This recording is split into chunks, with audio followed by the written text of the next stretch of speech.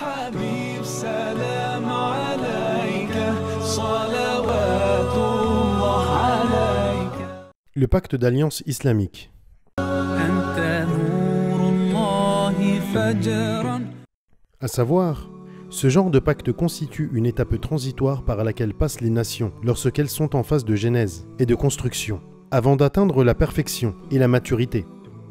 Sa finalité était de faire cheminer les Arabes progressivement de la période où ils formaient des unités tribales disloquées, se livrant la plupart du temps à des guerres acharnées entre elles, vers une unité islamique solide. Ce pacte visait aussi à dissoudre l'esprit de corps pré-islamique pour le remplacer par la fraternité spirituelle chaleureuse. Une fois la genèse et la construction de la nation achevées, et que les fondements de la fraternité religieuse entre les individus sont bien établis, il en résulte une unité et il en découle des droits qui ne laissent aucune place à la désunion, qui nécessiterait l'établissement d'une alliance entre les musulmans. C'est pourquoi l'envoyé de Dieu sallallahu alayhi wa sallam a dit « Il n'y a pas de pacte d'alliance en islam ». L'islam renforce les pactes d'alliance qui existaient à l'époque anté-islamique. Il est à préciser qu'avant la Genèse et pendant la période de transition, l'alliance reste chose requise.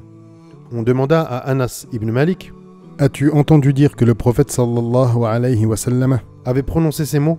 Il n'y aurait pas de pacte d'alliance dans l'islam. » Le prophète sallallahu alayhi wa sallam répondit à Anas « A établi dans ma maison même un pacte entre les Quraysh et les Ansar. » En même temps qu'il établit un code de fraternité parmi les croyants, le prophète sallallahu alayhi wa sallam dota la cité-État de Médine d'une constitution pour régir les affaires de la société nouvelle. Cela favorisa la disparition de toutes les rancœurs pré-islamiques, empêcha les tendances tribales de réapparaître et n'omit rien qui puisse laisser les traditions anté-islamiques s'infiltrer ou venir dégrader le nouvel environnement qu'il voulait établir. Nous allons souligner ci-après succinctement ces articles. Au nom de Dieu, le tout miséricordieux, le très miséricordieux. Voici un document émanant du prophète Mohammed sallallahu alayhi wa sallam concernant les croyants et les musulmans de Quraysh et Yathrib, ainsi que ceux qui les ont suivis et fait effort à leur côté. Petit 1. Ils constituent une seule et même communauté à l'exclusion des autres hommes.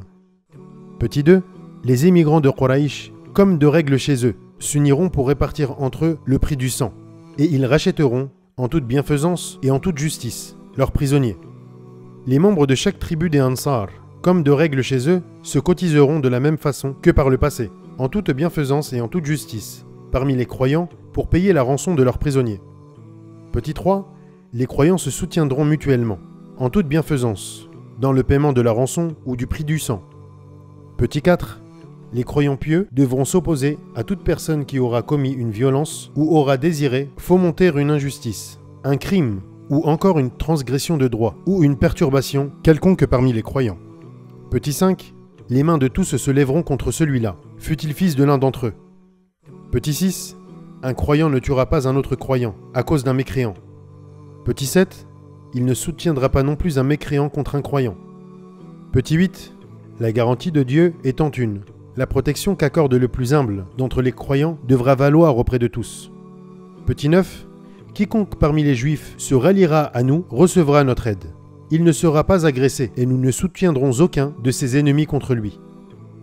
10e point. La paix conclue par les croyants est invisible et aucun croyant ne devra, dans un combat pour la cause de Dieu, signer, en dehors des croyants, une paix qui ne soit juste et équitable pour les croyants. 11e point. Les croyants prendront, les uns en faveur des autres, la revanche du sang versé pour la cause de Dieu. 12e point. Nul associant n'accordera sa protection aux biens ou aux gens de Quraysh. Il n'empêchera pas non plus un croyant de s'y attaquer. 13e point. Celui qui tue un croyant sans motif valable sera mis à mort, à moins que la famille de la victime ne lui pardonne son acte. 14e point. Les croyants se dresseront contre lui et devront veiller à l'application de la loi du talion. 15e point. Il ne sera permis à aucun croyant d'aider un criminel ou de lui donner refuge. Celui qui transgressera ce point encourra la malédiction de Dieu et sa colère le jour de la résurrection. Il ne sera accepté de lui aucune indemnité ni aucune compensation. 16e point. Toute question sujette à controverse doit être ramenée à Dieu Tout-Puissant et à Mohammed sallallahu alayhi wa sallam. La vidéo est maintenant terminée. Si son contenu vous a plu, je vous invite à vous abonner à ma chaîne et à activer la petite cloche des notifications pour que les nouveautés vous parviennent. Que la paix soit sur vous.